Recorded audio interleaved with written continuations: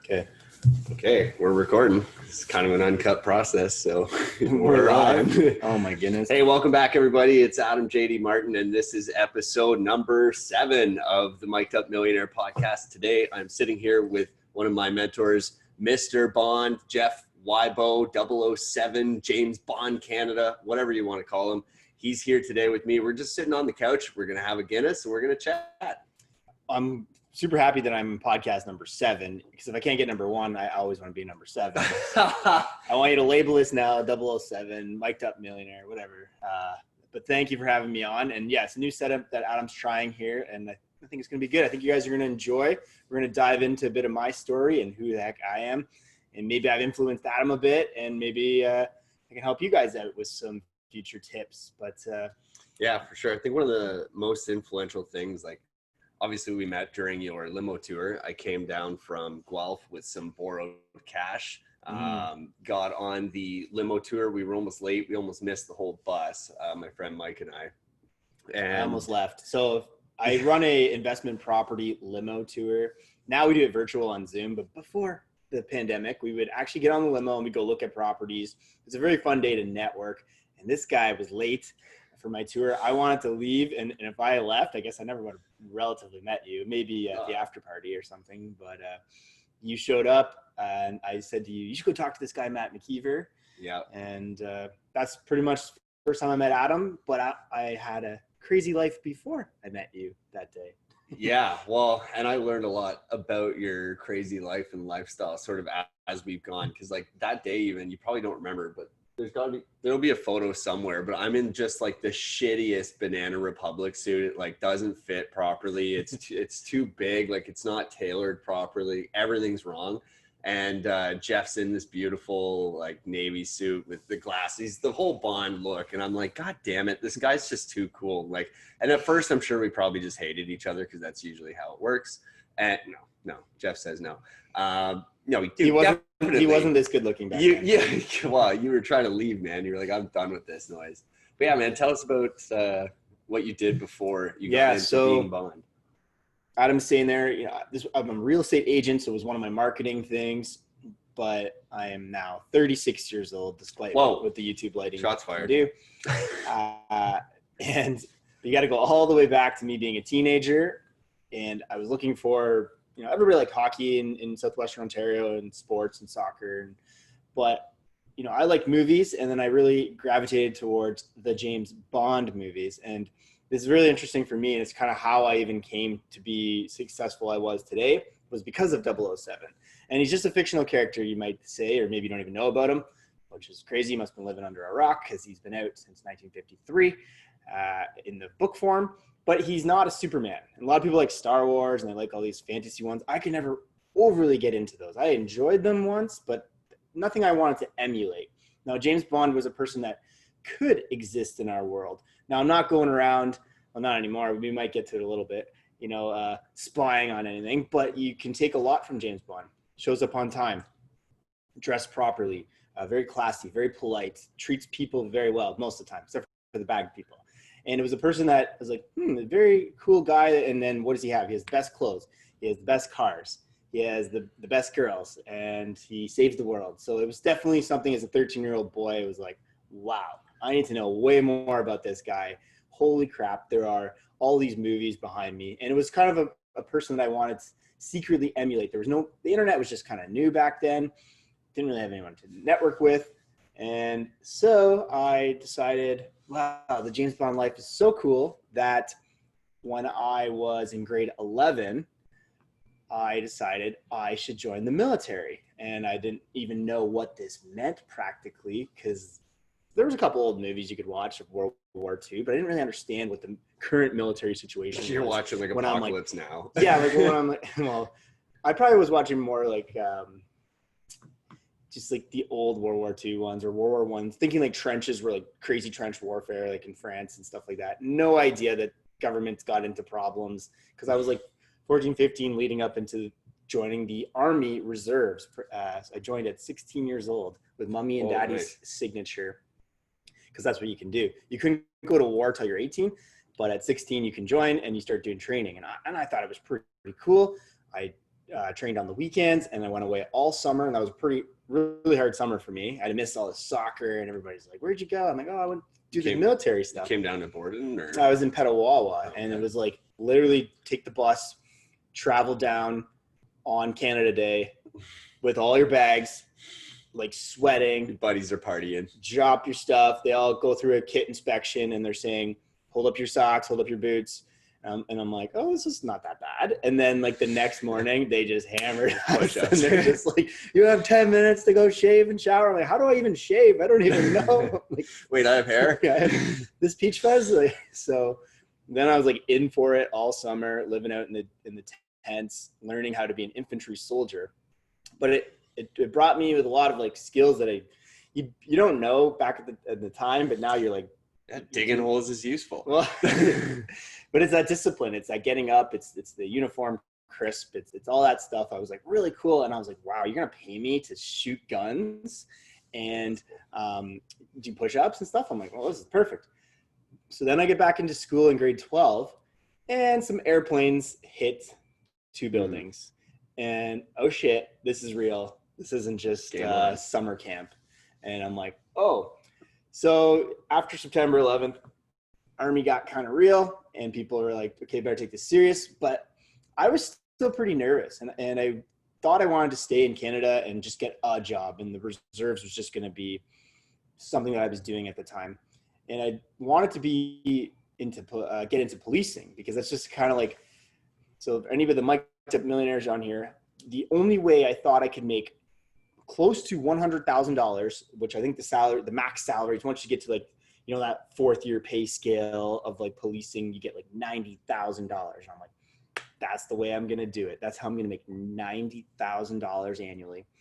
And so I started being a police cadet for a while, but it was a contract. And unfortunately, they didn't renew my contract after a 2-year, pack my lunch, brush off the snow off my car, go and do all this work for 2 years at an embarrassing salary now of like $31,000 annually. Whoa. To do that. I like crazy, like no mentorship like the YouTube can do here now. I'm like, well, this is what Canada's telling me to do. I might as well go do this.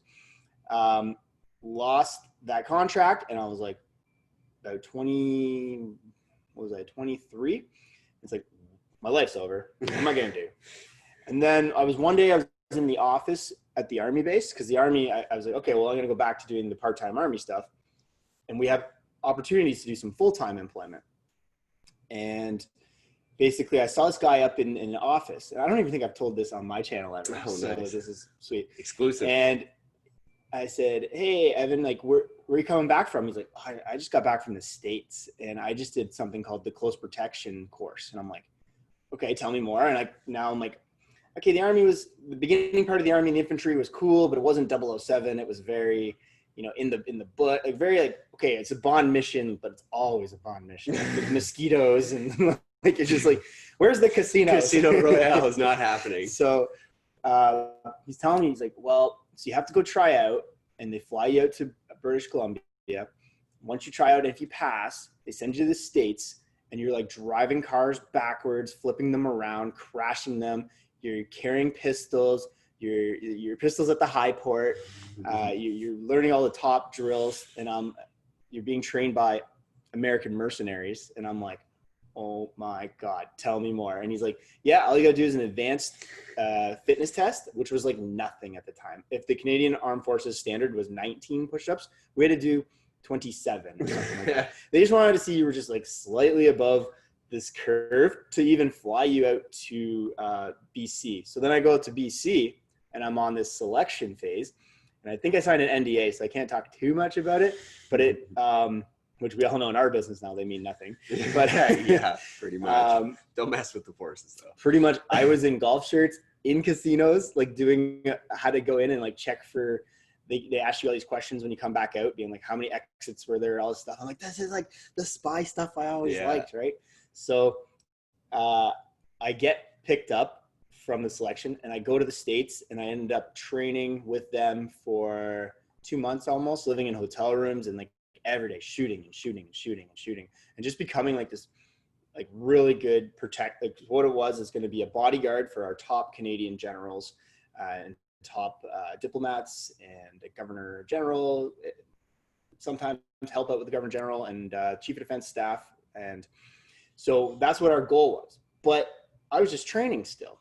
But they kind of nicely brainwashed us to be like, this whole group of you guys here, you guys are going to get back to your units, and then you're going to deploy on this rotation. And I came back to Canada like, Mom, Dad, I'm going to Afghanistan. And they're like, no, you're not. No. Yes, I am. So I was like, hell yeah, let's do this. I feel confident.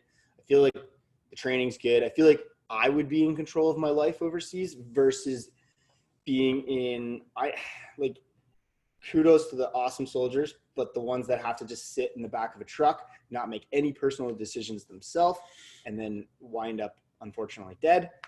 That sucks, right? So I really liked that we were driving, we were doing this stuff. So I trusted the guys around me. I thought, my best chance to go and do this. Let's go do it. And for the show, when I deployed, it was all tax-free money. Nice. That's which sweet. Is like, now I'm 24, 25, being like, you're going to come home with $50,000, $60,000 in cash. And I'm like, and I get it. I don't have to pay any taxes. I'm like, this is amazing. So fly to Edmonton, more training, which was just like stupid, lots of lectures and stuff like that, trying to not get in trouble and trying to stay in shape the whole time, and mentally be prepared to go overseas. But it was like a long, conduct after capture kind of lectures, and you're listening to it, you're just like, okay, get the check in the box, and you go to the next briefing, and then you sign a million things and eventually go, where are all the guns? That's the cool thing too. Where's Q Branch? So we get like the police drive us to the airport, and we fly to like Italy, and then we fly into Dubai and camp out in Dubai for a short time, I think, and then fly into Kandahar. And where are the guns? We got to roll in with like hockey gear bag of like kit, like all the guns are sitting here like this. Nice. I was just like, and all the poor traditional military has to like, they have like their little duffel bags. Sign some papers. And we'd have like hitman bags. so sick. We're just like, not talking to you. Because like what happened was we were, there are way more elite units in the military, but we were a little bit more elite than the general military. So we were allowed to do a lot more. We could always carry our weapons with us, like all the time, loaded. Carry, stay loaded. Yeah, it's like, you have to unload. I'm like, I know, you have to unload. I don't have to unload. I got the special card here that says, go F yourself. So, that's wicked. Called the FEC card, force exemption cards. Go FEC yourself. Yeah, go FEC yourself. That's so roll into Kandahar, but it was scary because like first day into Kandahar, 6 Italians died up in Kabul. Shit. And I'm like, I have to fly to Kabul the next day. And like I'm IED style? And like burnt. Shit. And I'm just like, oh man, we're not getting out of here. So I'm sure you guys want to hear a bunch of war stories, but we'll kind of fast forward a little bit, but you guys can hit me up somewhere else. But basically did a whole tour up in Kabul, protecting some Canadian generals. And on that one, a highlight would be when the Chief of Defense Staff, our top Canadian soldier, came to Kabul. I was like protecting him within a team. I ended up coming back to Canada after that tour and did the whole thing over again and went back to Kandahar, back up to Kabul, and did another tour of 8 months deployment. And on that tour, my highlight would be that I was the team leader for one mission with the protecting the Chief of Defense Staff, the top Canadian general. So I, Jeff Wybo, was in charge of the entire team to tell, go left, go right, do this, do that, of the top 4-star general of Canada. So then when you come home and you get like these meaningless tasks, and I'm like, dude, I had like one of the top, and actually I got almost like downvoted because there was another sergeant. I was only a master corporal at the time. I'm a sergeant now.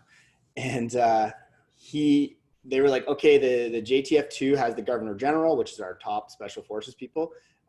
This other sergeant had the defense minister, at the time was Peter McKay. And like, Wybo, you're just going to get the Chief of Defense Staff to be the team leader. I'm like, just the Chief of Defense Staff? Just the Chief of Defense. And I got a good buddy who on that tour, he had an instinct. He went left in a roundabout. So basically on a roundabout in North America, you go to the right, You know what I mean? Yeah, left, right, So, type deal. but when you're in Kabul, there's no rules, and sometimes we call it cut the circle. Right. So we just literally go left to left. We so actually do that every day here in Byron. In our new all the time. Stresses my wife out. Yeah. I cut the circle. So we cut the circle, and there was an IED on the right part of the circle in a really hot spot that always has bombs. That's and shitty. We got back to one of the camps, and that came over the radios. And so me and this guy here in London have a beer every year and be like, thank you for going left, man. Not Remember right. that time. It didn't blow up, but it was found like in a car. Still so, no, and fuck we were that. bringing the chief of defense staff past it. Oh my God. So I was like, dude, I do not need, that's a horrible Wybo headline. killed the chief of defense staff. Dude, not good. Beers here. Not good. Oh yeah, I know. I dummied mine. So why am I even telling all this? So then I get home, back to Canada, full of, here's the thing. I actually was talking to another Army guy recently that was on tour with me, and he reminded me, and this is 10 years ago, guys. So now we're around 2012. I've deployed from 09 to 12. And he reminded me that I was reading, he and I were both reading like Rich Dad, Poor Dad, 4-Hour Work Week, all this stuff. That's awesome. But it was hard to execute. It was cool to read it. And there's a lot of people probably watching this that are just watching YouTube videos. Yeah. And I was reading about how to buy an investment property and how to make money and savings here. And then I'm like, but you couldn't put it into action because I was stuck in Afghanistan. And the biggest question would always be, what are you going to do when you get back? Like in the first month, I'd be like, hi, I just got back from Afghanistan 30 days ago. And like, oh my God, thank you so much. And then 2 months later, like, well, 2 months ago, I just got back from Afghanistan. Like, oh, thank you so much. But then around like 4 months, 5 months, 6 months, it lost its like luster. Yeah. Because you can't just like 8 years ago, I just got back from Afghanistan, right? Like, okay, dude, are you going to do anything else with your life? Or, yeah. So I get home and I decide not going to blame any PTSD or anything like that. I'm going to focus on business and I'm going to find this property. So, but I knew nothing, no internet, no Matt McKeever, no Adam Martin, no nothing, Graham Stephan, all these guys. I had two buddies, one that owned some student rentals and one that was like a contractor. And they're like, you should buy an investment property and have some tenants. And I'm just like, yeah, I should. Cause like at first, like how Adam and I thought Jeff Wybo needs this penthouse, BMWs. But I'm like, how the hell am I going to afford that? Like, that's a recipe for disaster. And I didn't want to be becoming a private mercenary in like Baghdad to pay for my toys back in London, Ontario. Yeah. Get shot at 200 like, days a year. To come home to have a nice pad. BMW. But like I'm like, what am I going to do? Am I going to be like a insurance salesman? Because like, oh, you mentioned earlier, I like suits and stuff like that, right? Yep. So it's like, I was still thinking resume at the time. Resume. And I'm like, my resume sucks. It has like, oh, I protected the chief of defense staff, hire me because I'm awesome. And I didn't know how to articulate that into a resume. I'd be like 9mm. Yeah. 5.56. 7.62. Let's go. Right. So come home. It's a purpose-built triplex, which was my first purchase. And I remember like doing I had my buddy Dean help me out and do a home inspection. And he walks in, he's like, yeah, it's pretty solid. It's a brick. It's a giant house. It's a box. It's a box. It has a roof. It's got some electricity. Yeah. It's got a boiler system running through it. Okay, well, like, what if a fridge breaks? And I'm just like, all these little scared things that you. What if there's an earthquake? Yeah, like, Jeff, there's no earthquakes. Yeah. Which we see in our business all the time. Yeah. People that are analysis paralysis, right?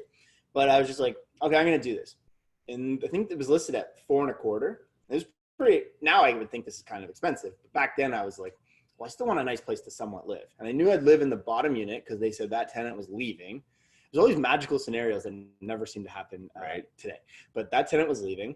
And, you know, if I was moving in, you didn't have to pay the 20% down. I could do a 10% down. So I needed $50,000 or something like that. I had it from Tour.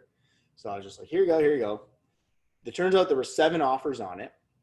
I offered 17,000 and change over. And my realtor at the time was like, man, you're not even scared at all. You're pretty confident for your first purchase or your first offer. And I'm like, we're not getting shot at, man. Yeah. That was my line. It seems easy. And he's like, oh, okay. He's like, it's a good offer, but I don't think you're going to get it. And I've reread his offer recently. Hopefully he never watches this. And it's like way too much protecting me. Right. Bunch of Schedule A, bunch so of nonsense. Much bullshit in it. And somehow I got the deal. And I got to live for free in this unit and figure out that whole summer. Like I traveled, and I don't think that I haven't even mentioned, but like I've been to over 41 countries now. Boom. It just keeps growing. I love to travel. And now like my house wasn't a burden. I didn't have, the rent started paying for itself. I started learning how to be a landlord at the time. I still didn't have like a job. I was just a landlord, which is not really a job. It isn't. But like, you didn't have what Canada would think would be a job pretty much. So you weren't packing the lunch. No. Yeah. Just so that's the thing. I never had a car either. And I lived in a basement unit, which was sick. It was downtown. Yeah. I loved it. It was awesome. And it was like half basements. Like the ceiling was pretty tall, and like the windows would be like here. So yeah, got it. It was pretty good.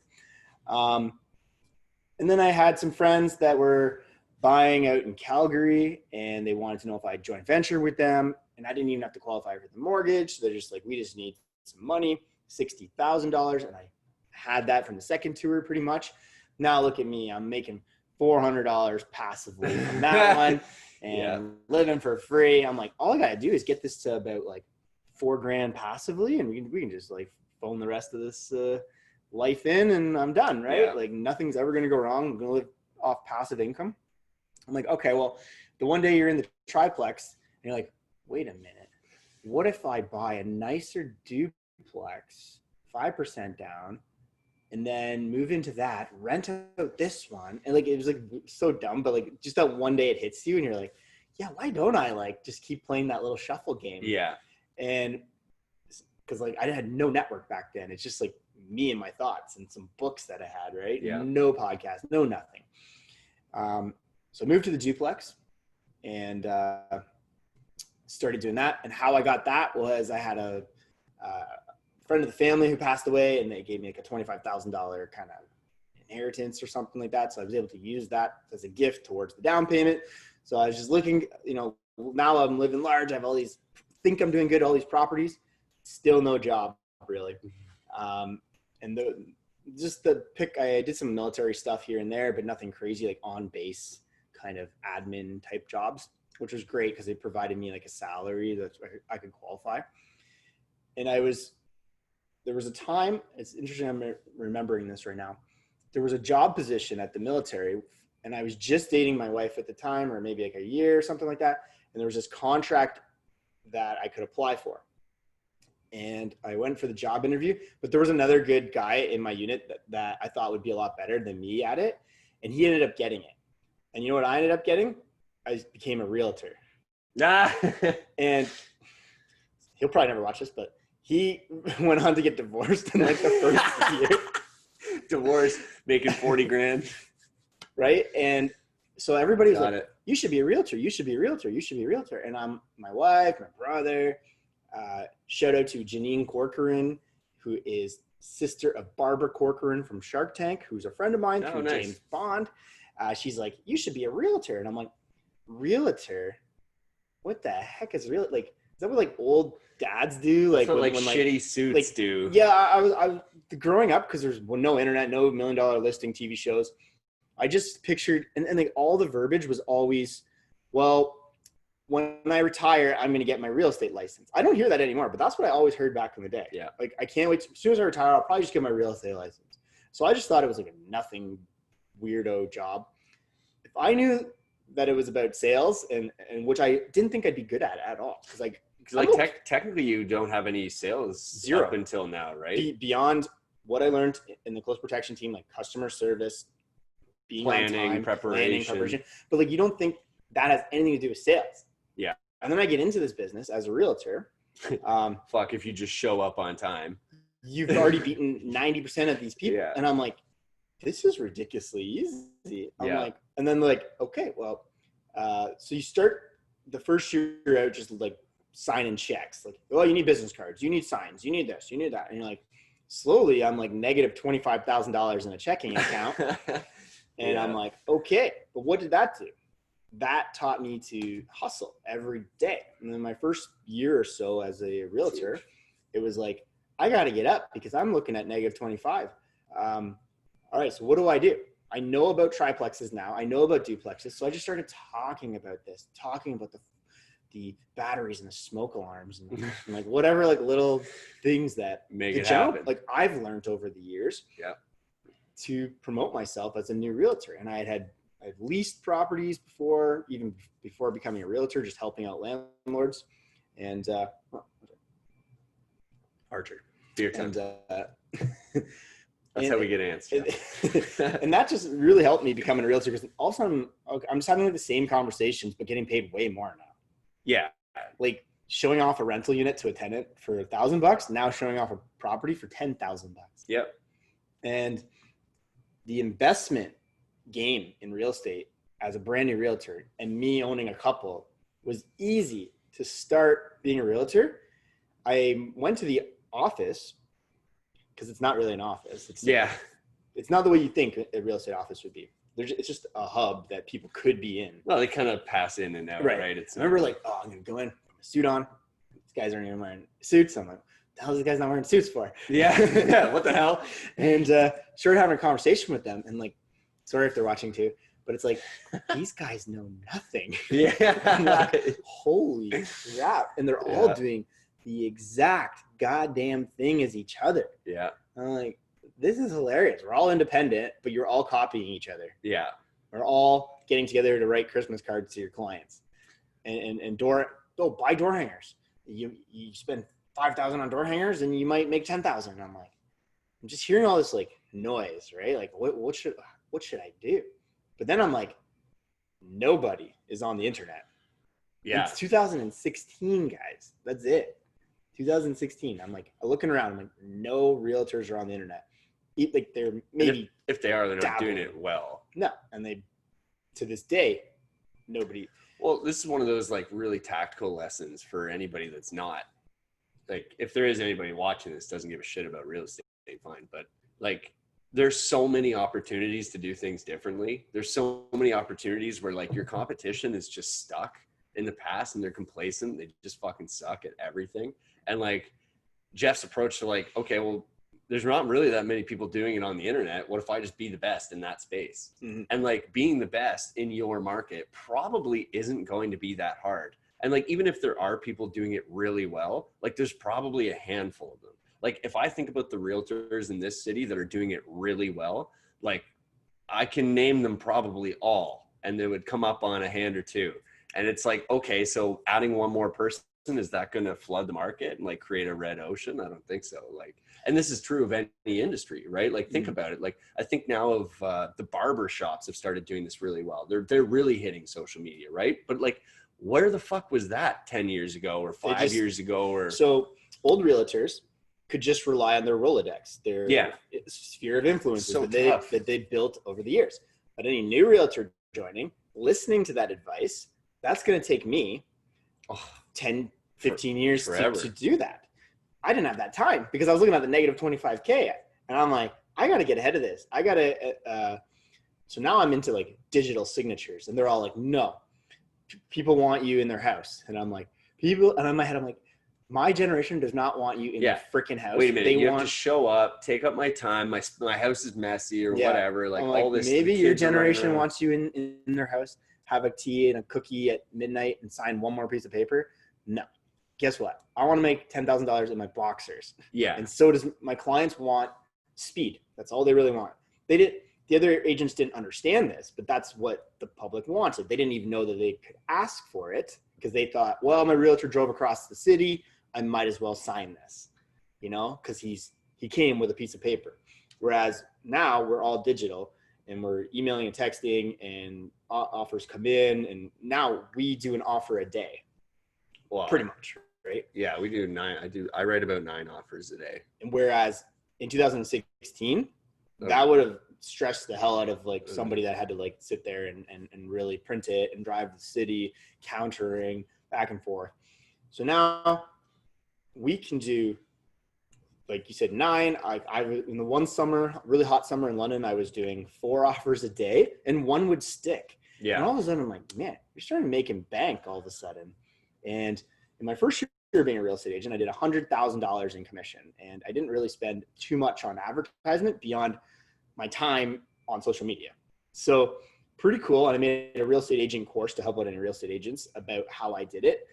And it's not even rocket science. It's just like the hard work, grinding, all my military tips of like show up on time, how to handle customer service. They're always right, pretty much. Be diplomatic, have a plan, exactly. prioritize and execute. So I guess like, how did I get good at sales? Because like I'm okay at poker. I can win here and there, but I'm not the greatest poker player in the world. And that's what I thought real estate was, like us sitting at the table going, For those of you listening and not watching, right. We just did a cartoon scribbling down paper napkin offer and then sliding it across the table as if there was somebody on the other side of the table. But it's not. It's a lot of data-driven reasons for why you're offering X. Like, hi, I'd like to offer this. My clients would love to buy it. You know, another one sold in this area for X. We think this is a very good offer, and that can work. But it always depends on like how fast the market's moving in what direction. If it's the seller's market, you might not have time for that stuff. If it's the buyer's market, you definitely could get lower and more cover letters. And I'm thankful I've seen pre-spike in London, Ontario and post. So I'm not just riding the wave of a really hot market. Yeah. I've seen it. I haven't seen it all as many as the older realtors have, but I've definitely seen, like we call it like, oh, we're finally back to negotiating versus just offering, because usually it's just offering. So do the 100K in the first year. I'm like, man, this is crazy. Like I just made $100,000 in Jeff Wybo. Like I thought I had to be a police officer to make 90, and like, man, most of it was just eating and drinking and hanging out with clients and then writing some offers and going to look at properties. I'm like, well, this is pretty cool. And then I get to brand it now on social and started just doing the limo tour, which is where I met you, which if you're still watching, this is how we started this. And just kept going from there. And then commissions kept going up to $200,000 annually.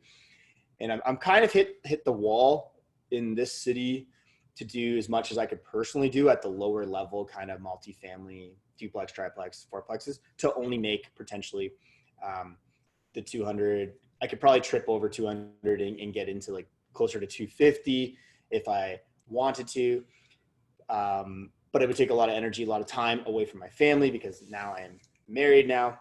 I guess I should mention too, my wife and I got engaged when I had no job and no car. So, but we got engaged at Windsor Castle in England, and then went to the Bond premiere. I mean, that'll do it. Because I don't know, she must have seen like I had this drive. She saw I had the properties. She knew I could do something. Just Canada didn't give me the permission that you're allowed to go out and make over $100,000. It's just going to have to be in sales, not in some kind of salaried employment.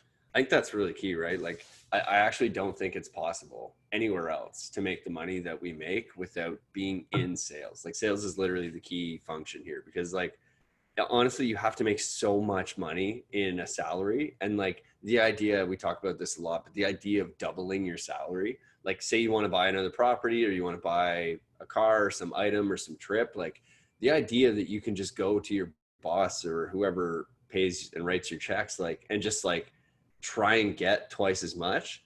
First of all, you're going to get taxed to hell as soon as you get over that 100K. Like your marginal tax rate is going to go through the roof. So you're literally going like 50, 60% tax.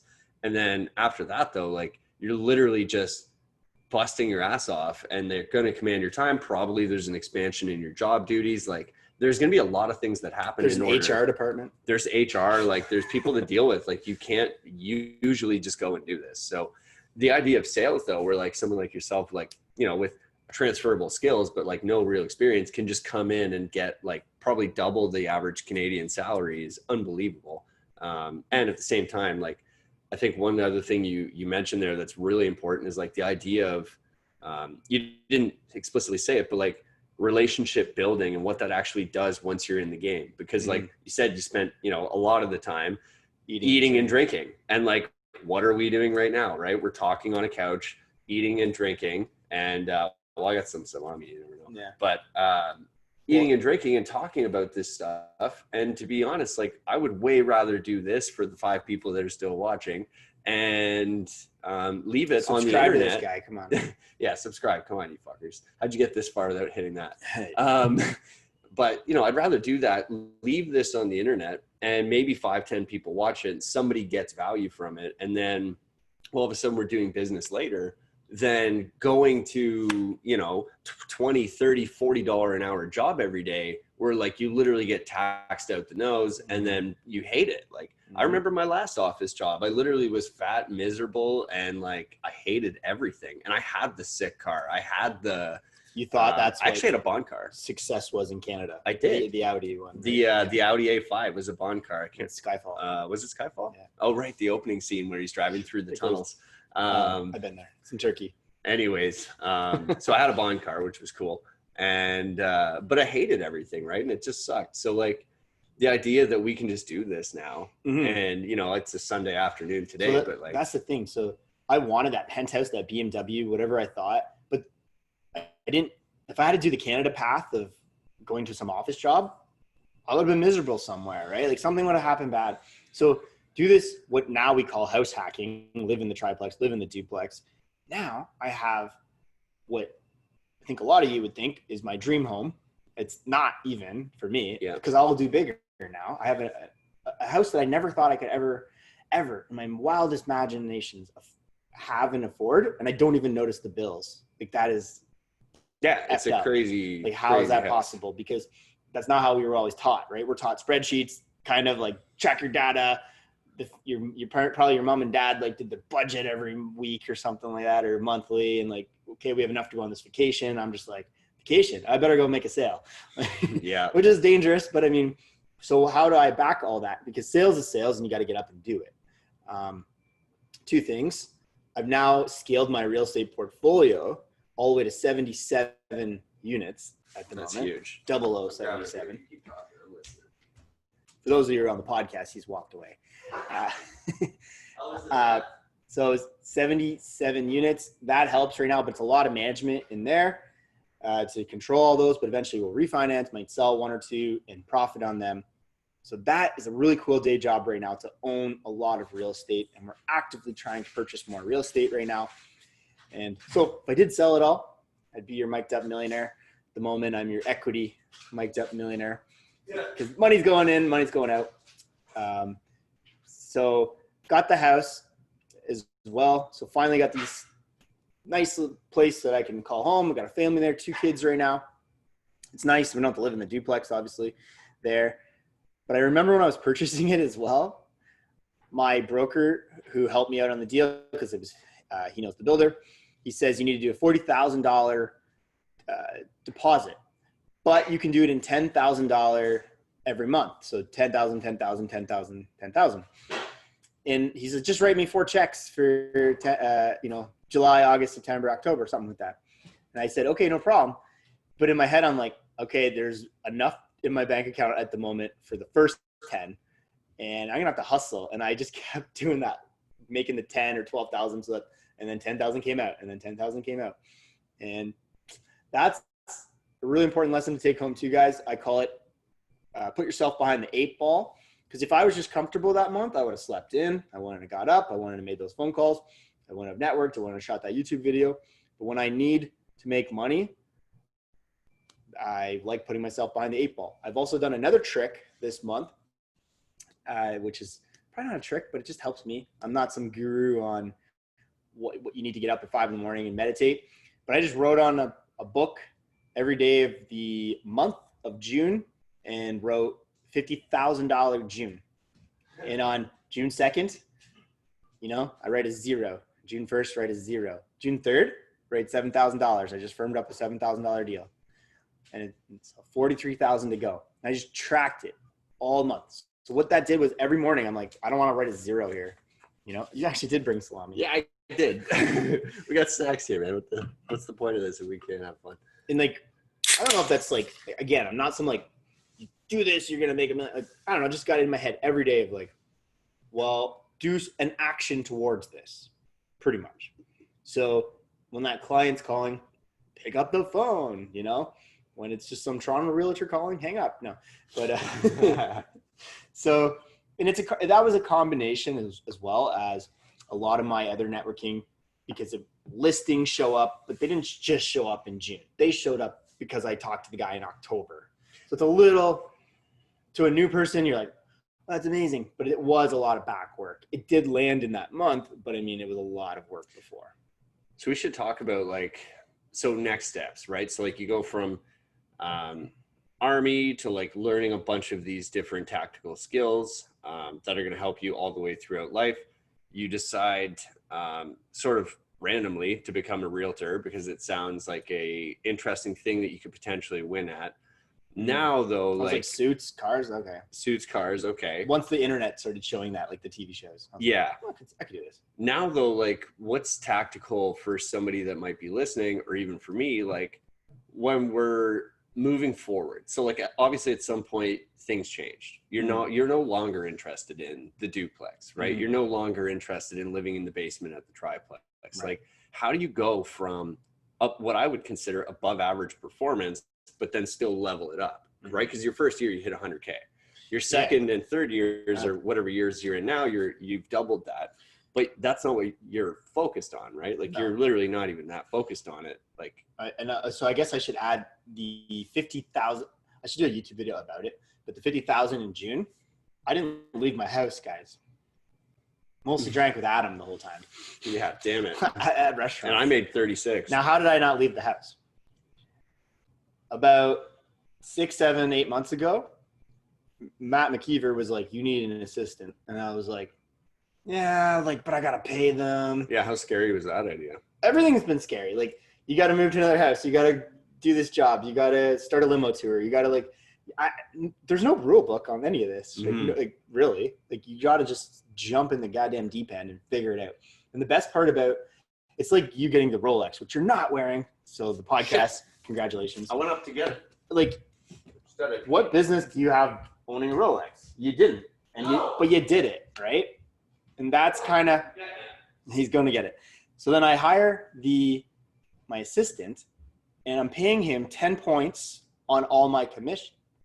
So if I can only hit 200,000 doing the exact same day, exact same month of normal work, I'm like, well, maybe with this guy, I can do 300 and do less driving.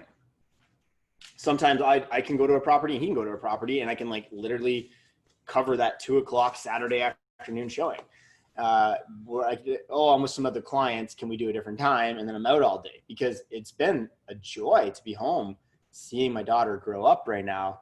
It's a silver lining of the pandemic was watching her literally become a little girl in the last 6 months, pretty much. It's crazy, man. She's walking and talking. She's talking now. I'm like, she wasn't talking in March. Like, yeah, like not as much as she is now. We're having like full conversations. And like, where I would have missed that if I was always out and like just picking her up from daycare and putting her to bed 2 hours later. So it's been pretty cool. So that's how I was able to start to level up, is to have this assistant, and he goes and does the showings. I only pay him out if we win. It's just like a good wholesaler that's like, I'll give you $1,000 if I close on a deal you bring me. Well, it's an awesome proposition because you're only going to ever close on that deal if you're making money, right? So yeah, you're going to give that guy $1,000. So I'm not giving my assistant a static amount. I'm giving him a rolling amount, and he loves it. And he's got some other employment stuff too.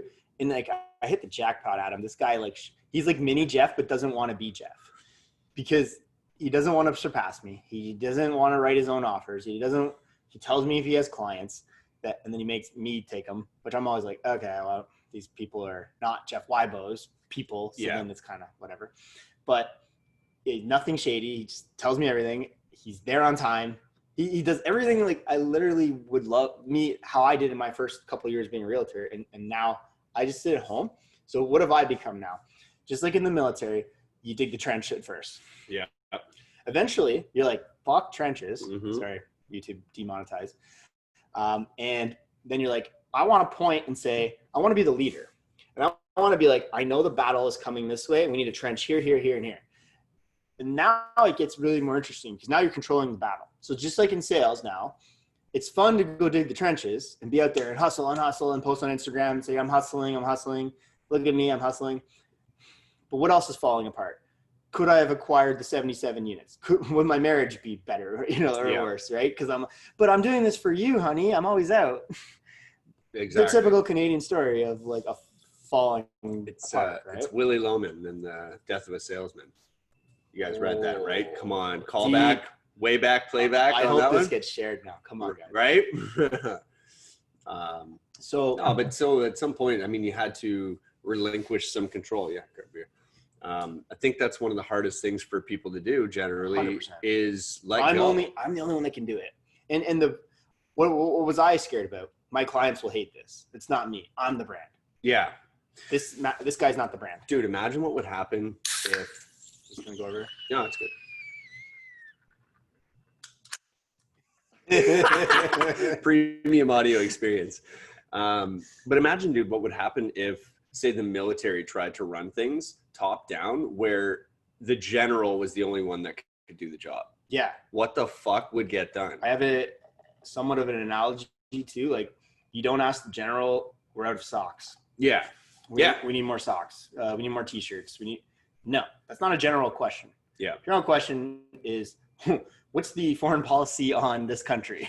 Yeah. And like, why are we deploying here, sir? What's the high level plan? And then somebody will execute it. There are other people that can do the other tasks. And I think that is what we call leadership. Exactly. So I need to high level figure out how to purchase more properties and figure out how to sort out the I guess I don't want to say like they're lower clients, but like they're lower dollar value clients. And the problem with the lower dollar value client is that they're usually entry level. And the problem with that is the price points are either very competitive, because that's what most Canadians are entry level at that price point anyways. And the product is bad because it's an older house, it's this. So it falls apart in financing. You could do all the work that you could possibly do, and the product falls apart. The house has got bad wiring, doesn't pass this code. Whereas you get to a bit higher stuff. I got a text today.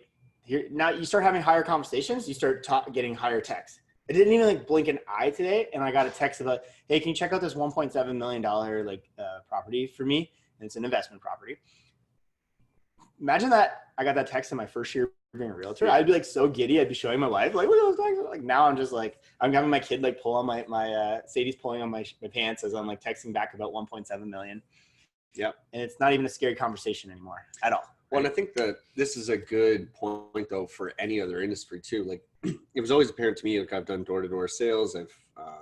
I've sold a bunch of stuff in my life, and like to me, it's always been the bottom product or the cheap product that will give you the most problems. And that is because like you literally are just dealing with the most amount of people. It's like the people that can't afford to get to the higher quality product, or they choose not to for whatever reason. That's the largest demographic. It's sort of the bottom of the pyramid. But the challenge is like there's inherent problems built into that thing. It's cheap. It's not well made. It's not going to stand the test of time. Like if you really press it, it's going to break. And I like to always talk about this, about vehicles and things that are actually important, especially your house or any sort of expensive product, or like product that you're going to use frequently, should always be of the highest quality. And like the thing is, like you're using it every day. Like I freak out when people have a shitty bed, right? Or like you can read any investment book, they tell you spend 1/3 of your life in it. Yeah, like you're literally spending your entire time there. Why is it not the greatest thing? The same thing with your car. I wear my watch every day. I wear these clothes every day, right? Why not have the best of those things? Because it's not only going to help you, but it's going to also streamline and standardize your time so that you're not spending time at the mechanics. You're not spending time with your contractors. You're not spending time and resources trying to fix things, or worse, have to go out and rebuy it. I think that's a really good point for anybody looking to get into business, is like, stop fighting with the bottom feeders. Yeah. It doesn't make any sense. Outsource all your little meaningless tasks. Yeah. I don't care if you love putting on a podcast and cutting your grass. Stop. I'm guilty of this, actually. Stop. I'm guilty. Get a grass cutter. I know. It's $20 a cut. Literally. Go make $10,000 during that hour. That's how I think about it. Okay. It's not that I'm lazy. Tells me why people that tell me I'm lazy because I don't cut my own grass are salary workers, because they're trying to save. They're all about saving they make X, they want to cut back on any expenses to maximize the salary. That's not Adam and I. Unsubscribe if you guys are those people. Please. We are all about creating wealth through good mindset and hustle and work. And to go back a little bit, one of the things too, there was a famous realtor in New York City, Ryan Serhant. He's on $1 Million Listing, YouTube channel, all this stuff. And I remember, I can't remember where, one of his books, he says, if you make a $500,000 sale, like a house sold at 500, you do not sell houses under 500 now. You're a $500,000 realtor. And I remember reading that, like, yeah, maybe you, Ryan. Ha ha ha. But you know what? Then you give me another year and a half now. I'm like, damn it. And you're talking about like the lower product that causes all the problems. You're right, man. Why can't I be the higher one? So now I'm having the $1.7 million texts, and my assistant going around and doing the lower stuff almost needs to stop. In a way, it's paying the bills, but I mean, it's not going to get me to my end value, and it's going to constantly be like, I have a client, they're just as well to refer it out or something. Still probably like, make a couple grand, but then it's like, okay, bye. Oh, I am a huge on that. So something called velocity of time and money. I love, like, all of a sudden I'm supposed to list a property out of board. I thought I could do it, but I'm like, I know this is going to be a headache. It sounds like I'm going to get all the commission. It's what a first-year realtor would do. It's not what a fourth, fifth-year realtor would do. Call the board, and they're like, well, you can't list on our board because you're not a member here. Other boards, you can pay like $60 and fill out their paperwork, and you can put it on their board. So then there's this, I go back to the client, and I'm like, I can't go on this board. I can go find a person in this board. He's like, no, I know a guy. So I just text the guy. I'm like, hey, man, we're going to co-list this. Here you go. And my plan is he's going to do everything. I'm going to take less paycheck, but do nothing and go back to my purchasing giant real estate properties and not worry about this little. Yeah. The only reason I'm taking it is just the relationship with the person, not the commission. Because that person I know will refer me, and eventually they're going to go on to buy big apartment buildings. Yeah. Because they're hustlers. So I'm just helping them out.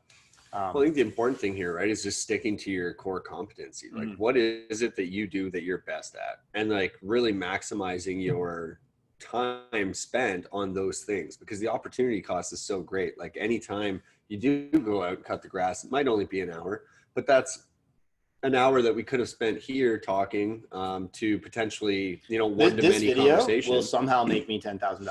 I guarantee it. Somebody's going to reach out to me. It might not be you. It might be you. And it'll happen, right? And maybe there's something within this video that you guys will go make $20,000 with somehow through connections. So let's talk about like abundance, because like I read Jeff and I have a secret book that we've read, and I read that and I started changing my behaviors quite a bit. I mean, it's crazy. Like this is the one I gave you, obviously, right? Yep. Yeah. And when did I give this to you? Like, we were maybe a little bit too much vodka martinis deep. Yeah. And I was explaining it to you. And I just feel like it was one of those nights where when Jeff's talking, Adam's listening, and you're kind of like in the zone. Yeah. Nodding. And you're like, something probably clicked in this your is head, good right? mentorship. Well, and then it clicked, but then I read this book, and since then, I mean, my life has changed. I think the book, unbelievably. The book, which is, we are not crazy gurus telling you to like this book, but your mindset kind of shifted for the abundance, and it to was abundance, because we're surrounded. There's a lot of people in our network, and this is fine, but there's a lot of people in our network really fighting for that dollar. I mean, they're fighting to, if they make the dollar, they're trying to preserve every penny of it to ad nauseum, like to the point where it's kind of crazy. And what the book really suggests is like, well, you could do that, but why not instead surround yourself with abundance in like little things, right? Like, and again, I'm not saying, because we've brought this up before, but you don't need a $20,000 watch to make this happen, but you can do some really small, cool tricks on your brain that work for you daily, right? Having your house and your room clean, right? Just having a good space where people can come and visit you if necessary, but also just so that your brain's clear. Okay. keeping cash on you just in case, right? If the cards don't work. I've actually, since reading this goddamn book, I've run into it twice now where there was no way to pay or do or get the service or product that you wanted without having cash on hand, because it wasn't possible. Like the machines were down, everything was going bad, but I had my cash on me. And so the book suggests you should generally keep some cash on you.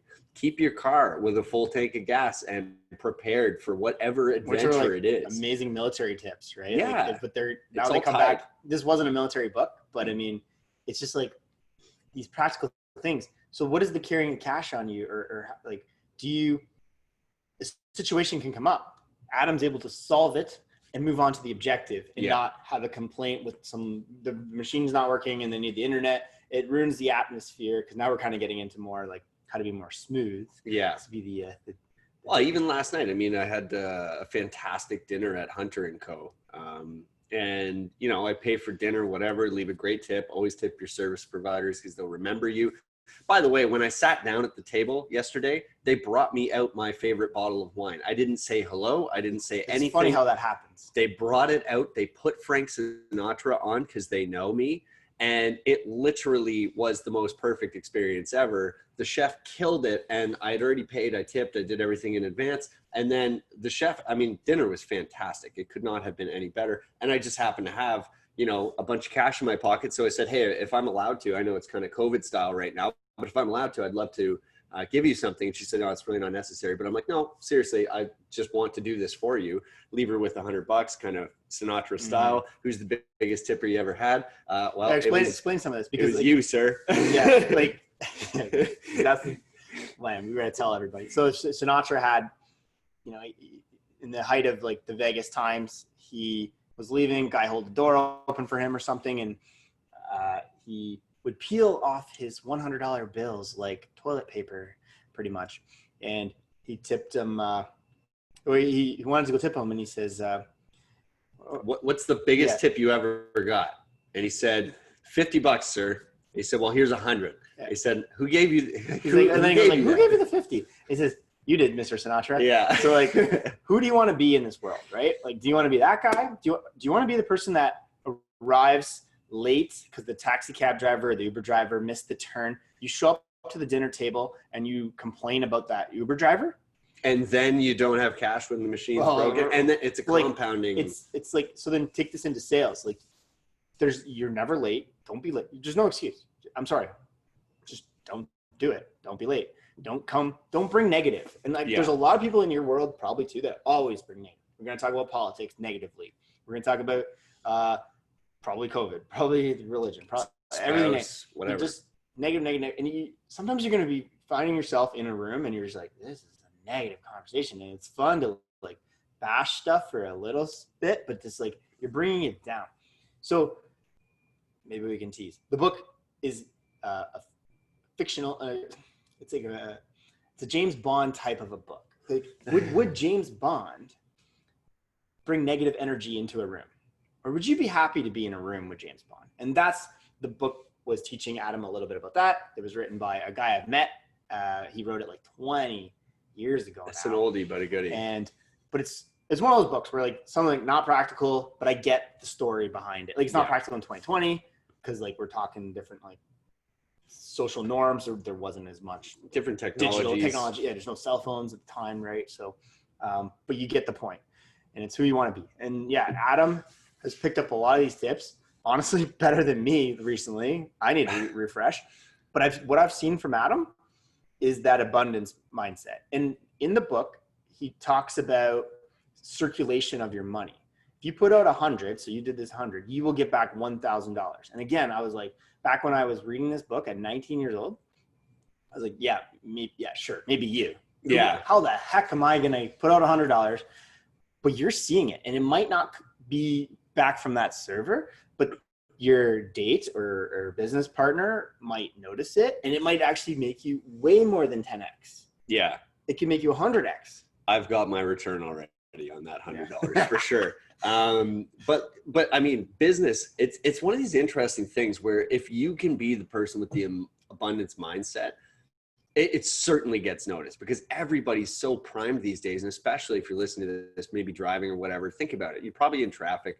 You're probably sitting at home, maybe if you're not in traffic, like after work, and you just dealt with a bunch of negativity. And like, there's fucking COVID, there's money problems, there's businesses going under. You can only sit on a patio, and even if you do, you got to like sanitize and walk through a certain path. Like, there's a lot of room for you to get negative about things right now.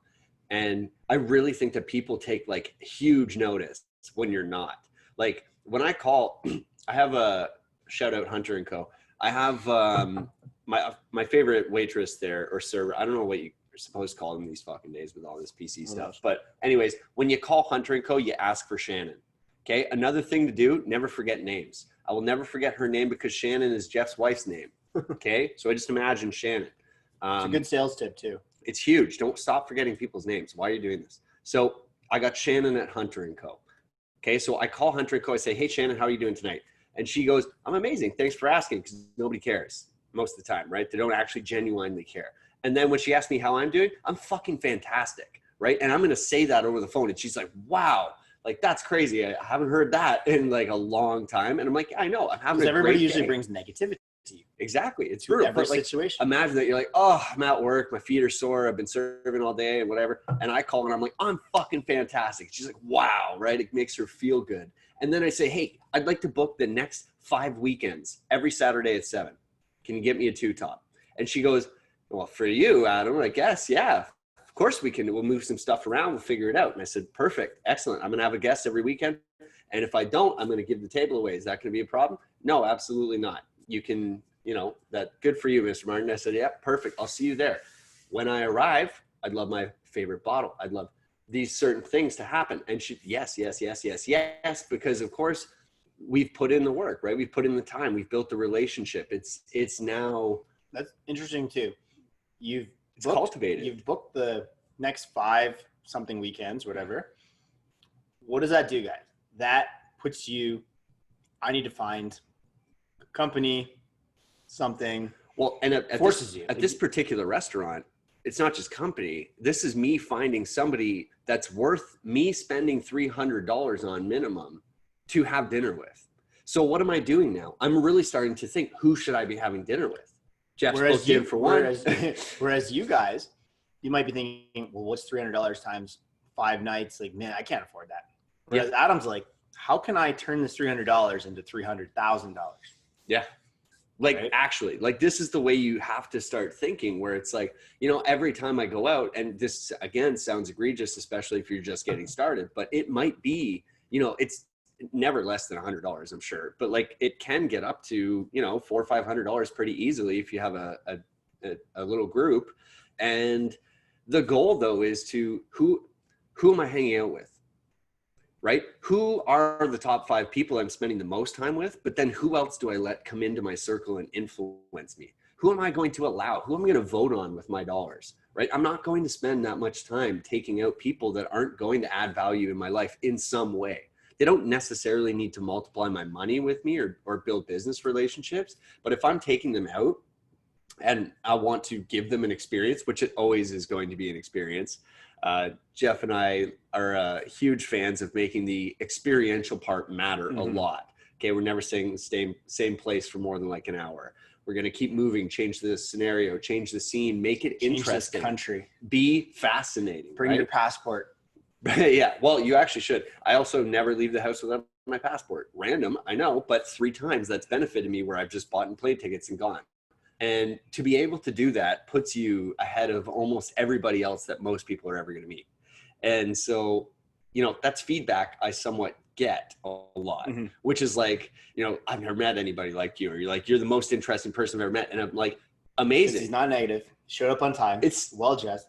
Like, didn't bring negativity to the event. It's the fundamentals. It's so easy, but people make it hard. And don't look like shit, right? Wear a polo. I mean, and if you can afford, Joe Fresh is making it these days, that like you can literally look decent and show up presentable, right? For very low budget. You don't need to be a millionaire to show up, right? Showing up is just a mindset. It's a way of living. It's actually habitual, right? Showing up is making your bed. Showing up is having your home and your car, your vehicle clean and ready to go. right? With supplies, you've got, you know, some water, some money, some medical. I want to give a shout out to our buddy Mike Nowicki. Mike How much have you Nowicki, seen? he's on the path. What book did he get? Same book. Same book. After you. Almost like this blue black book getting passed down. And now the guy drives a 6 Series Beamer, does like 10 car washes a day. Yep. And he's like, I'm just going to go make more money. His car's clean. He's wearing nice stuff. stuff. You're in your 20s, be this guy. Yeah. I'm in my 30s. You know, I got a bit more stuff going on. You guys don't have personal residence. You have investment property, or you do. Run with this until you just keep going, because you're just going to be like, okay, now I need my personal residence.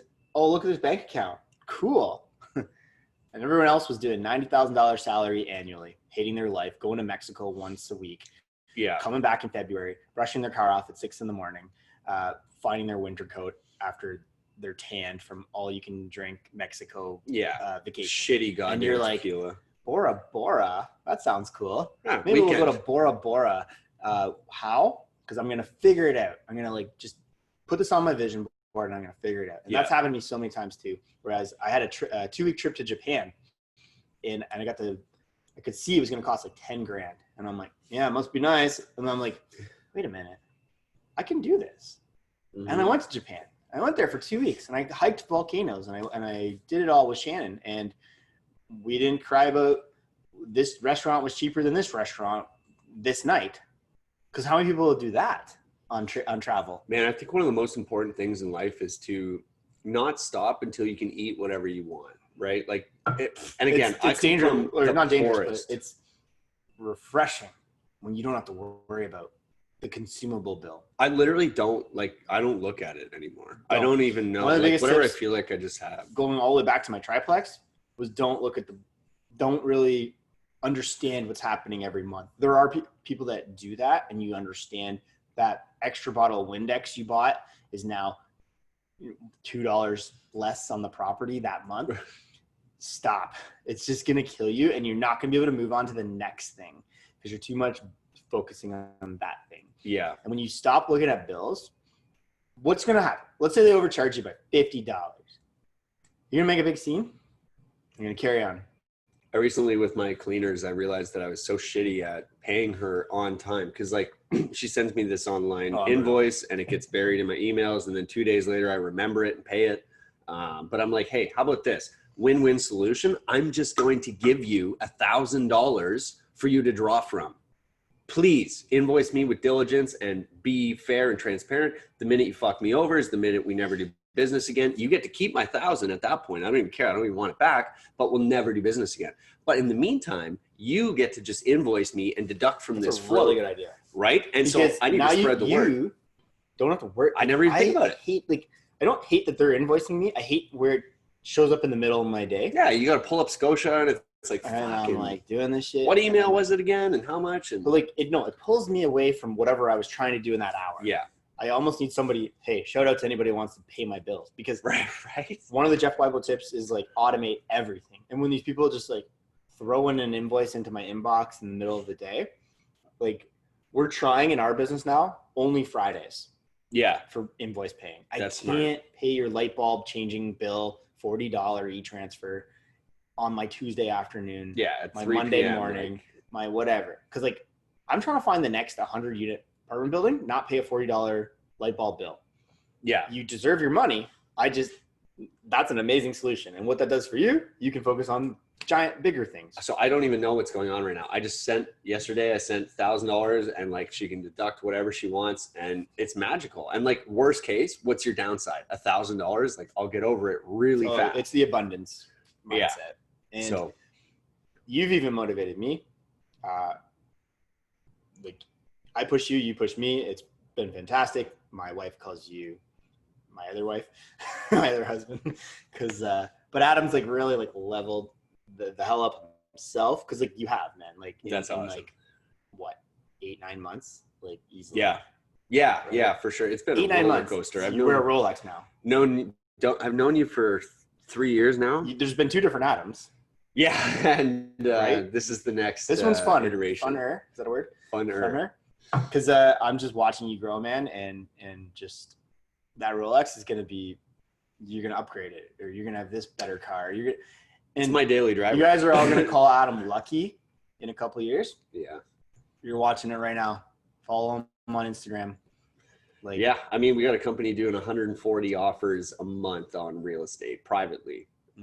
You know, writing over here, writing a whole curriculum on a course for online, like doing mortgages, doing all these other things. That's another thing too. I've just recently paid for a girl to get her mortgage license who's going to take over all of my paperwork. Same kind of management deal where like literally like if I want to continue having multiple streams of income, if I want to multiply my efforts where I'm best used, which is my mind and speaking and engaging online with people, like that's where my best use is, and building relationships. Really my best use is like taking people out eating and drinking is like my main thing, like attracting and deploying capital. But if I want to get to that point where I can do that more often, you do still need to systematize your business and build in these processes and standardize things and make it easy to communicate so that you can train people, have them train your new people using your same systems and processes so that you're essentially multiplying your efforts over many individuals. Because now I've got Mike, now I've got Shahir, now I've got Tyler, now I've got Diego, now I've got Amar, and the team's constantly growing, and they're all using the process that my brain came up with, right? So like it's as if 6 of me are going out and working every day, which is amazing because that's the general thing. Yeah, well, exactly, right? So you've got your generals trenches here, dig these trenches here. Yep, colonels, captains, whatever, lieutenants and privates, everybody has a role. And actually every role, like what the private in the military is doing is actually probably almost as important as what the general is doing. Because if he doesn't do it, it doesn't get done. And then all of a sudden, like it literally is a system failure. Like a bad verbal communication can affect the whole company. A bad shot from a private can affect an entire war. Well, a political system or landscape, right? Like it's actually kind of crazy when you think about it. It's just the leadership that has to be able to always control what the policies are going down. Yeah. And then leading, of course, by example. I mean, bust your ass off every day. That is the thing, right? Like, I love to show your company what I'm doing. Guys, like I'm doing it as a realtor. It's not that hard. Yeah. I put some offers out, make some money. Why can't you do that too? And you're leading by example every day too, because you're pushing them with fitness, with leveling up they don't all have to be little copycats, but like their clothing and all that stuff like that, right? And we just know it's a surefire way to advance, and like it's a proven method to work as hard as we do, be fit, wear nice clothes. It's just going to like return. It's sales. I'm sorry. Like if you want to be a slob, unfortunately, it's just not going to be great in sales. There's going to be somebody that's like, yeah, I can do it in sweatpants. Congratulations. But to the common denominator person, we can mold them to be mini atoms. These wholesalers are going to make a lot of money, right? So it's unbelievable. That's why like Mike Nowicki is now driving the 6 Series. He didn't have to. He could have got the Camry. Everybody wants the Camry. It's so reliable, bro. So, like sick, but what does that do for me? It doesn't help. Why would he have that? Is it because he wants to show off and have clients look? Because I thought this too. You're a realtor. You need a nice car. Turns out nobody has ever been in my car ever. Like the odd person. You don't drive anybody anywhere. You meet places. It's nice to show up in a nice car, but it doesn't need it for the real estate sale. But what it does for you is the most important part, and it's that mindset thing. And it's just that putting yourself behind the 8 ball. Maybe that car is expensive for you, but it gets you up every day to go make a sale. Yeah. Because if you were comfortable, you just sleep in. Oh, for sure. It's ridiculous. Like, how did you get a Rolex? Well, literally how I got it was, first of all, took out a loan because never use your own money. Second of all, then I hustled my ass off because there's nothing that would be more painful to me than not paying off that loan. Okay. It's right there, guys. The watch itself, like, again, this is my daily driver, and most people won't even recognize truly what it is because like it is a special Rolex. Being the Hulk, like it's hard to get, it's quite expensive, and like most people will never recognize that. But for me, wearing it, I know it. So every day I show up, when I show up with it, I literally bring all of the effort with me, and I know what it costs. And like when I bought the watch, it was very important to me that I get it sooner than later. So I did borrow that money, and we got roasted. Jeff and I did a YouTube video. If you're not already, subscribe to Jeff Wybo. Good God, get over there. With your permission, I'd love to put this on my channel. We will be resharing this. So if you're on Jeff's channel, jump over to my channel. It's Adam JD Martin, and subscribe on it. But you know, I borrowed $15,000, paid I think 10% for the money, and what that really did though was like literally same day, made 100 phone calls trying to get some sales done. Ended up doing I think 30 or 45,000 in commissions right away just from those calls. But more importantly, like I took the shot and I put myself in a really interesting position where had I not made the calls, made the money, paid the loan back, I would have been in a really awkward spot because the person I borrowed the money from would have been pissed. Not that they needed the money, but more so because like you just don't do that, right? And so for me, that loan, he would have been very disappointed. He would have been very disappointed. But for me, that loan, I mean, it's so motivating because like, are you not going to pay back your mentor, your friend, your family, right? Or if it is a stranger you're borrowing from, I mean, are you not going to pay them back? Are you serious? So like, if you do that, you only get to do that once because you get burned hard in every circle. That's so a very important business sentence. Yeah. You can have my money, your money, anybody's money once, but here's your rope. Yeah, right. You want to hang yourself with it. Right. Like, nobody needs contracts.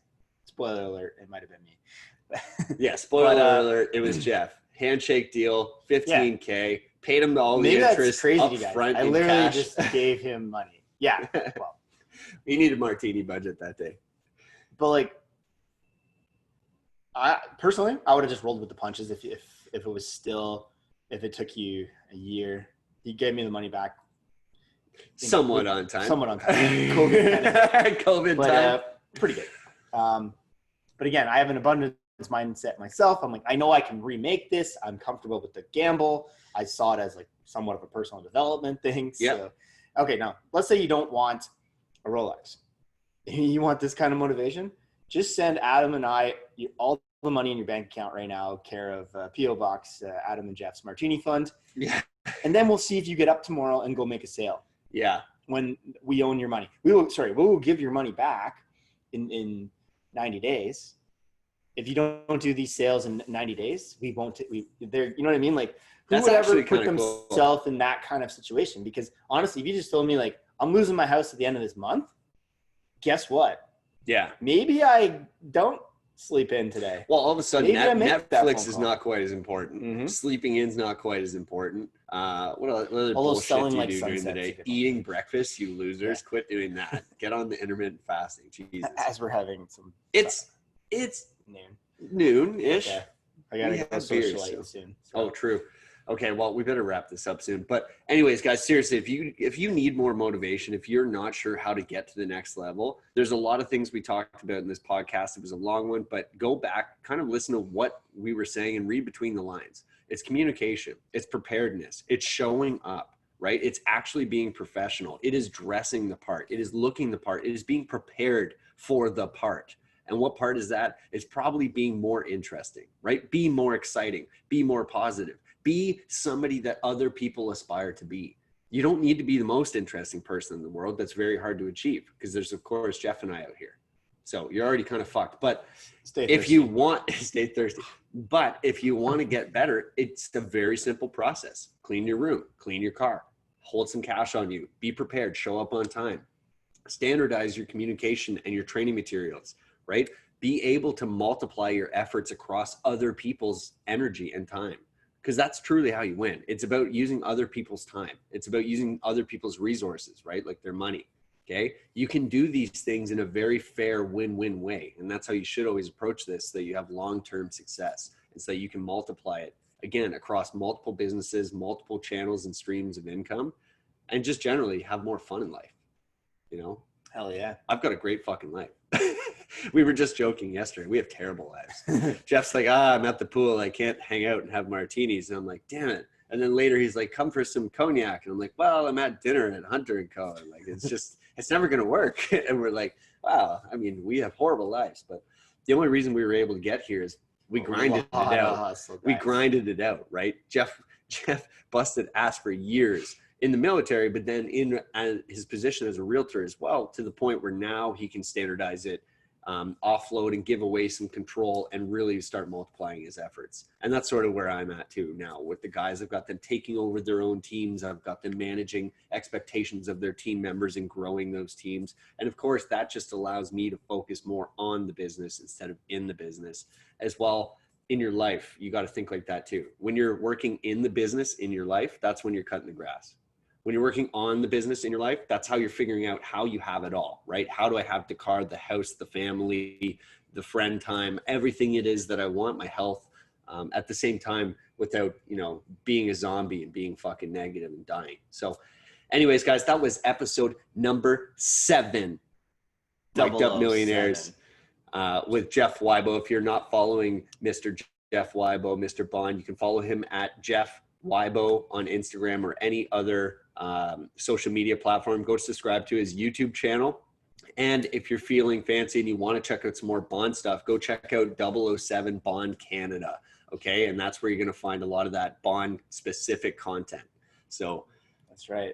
Anyways, that's been a blast, guys. If you're still sticking around, I commend you, and I will see you all on the next episode. It's been your host, Adam J.D. Martin, and I'll end it as I always do with kissy face.